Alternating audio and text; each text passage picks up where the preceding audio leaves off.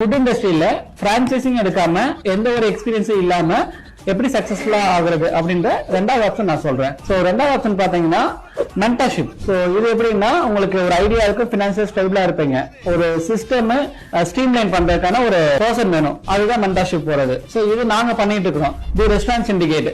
இதோட main purpose பாத்தீங்கன்னா உங்களுக்கு கரெக்டா பினான்சியலா ஸ்டேபிளா இருக்கீங்களா, கரெக்டான லொகேஷன்ஸ் ஃபைண்ட் அவுட் பண்ணி தருது, செலக்ட் பண்ணி தருது, கம்ப்ளீட் செட்டப்கான கைடன்ஸ். சோ இனிஷியலா ஒரு டீம் பேஸ்ட் போனீங்கன்னா அதுக்கு எவ்வளவு செலவு பண்ணணும்ன்ற ஒரு கேட்டகரி இருக்கு. சோ அதுக்கேற்ற மாதிரி நாங்க சஜஸ்ட் பண்ணுவோம். மூணாவது பாத்தீங்கன்னா எம்ப்ளாயி சோர்ஸ். அந்த எம்ப்ளாயி சோர்ஸ்க்கு நாங்க கம்ப்ளீட்டா சப்போர்ட் பண்ணி தருவோம்.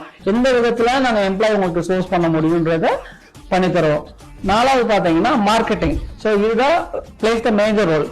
மார்க்கெட்டிங்ன்றது இனிஷியலாவும் இன்வெஸ்ட்மெண்ட் பண்ணணும், ரீஇன்வெஸ்ட்மெண்ட் பண்ணணும். அதே போல டீமுக்கும் இனிஷியலாவும் இன்வெஸ்ட் பண்ணணும், ரீஇன்வெஸ்ட்மெண்ட் பண்ணணும். இப்படி நம்ம பண்ணிட்டே இருந்தோம்னா கண்டிப்பா நம்மளால ஃபுட் பிசினஸ் சக்சஸ் ஆக முடியும். இன்னொன்னு என்னன்னா கன்சிஸ்டன்டா டேஸ்ட், கஸ்டமர் ரிட்டன்ஷன்ஸ், இது கரெக்டா நம்ம பிளான் பண்ணணும். அதுக்கான சப்போர்ட்ஸ் எல்லாமே எங்களால கொடுக்க முடியும். யாராவது இன்ட்ரெஸ்டா இருந்தீங்கன்னா கமெண்ட் செக்ஷன்ல டீடைல்ஸ் கொடுங்க, நாங்களே உங்களுக்கு கால் பண்றோம்.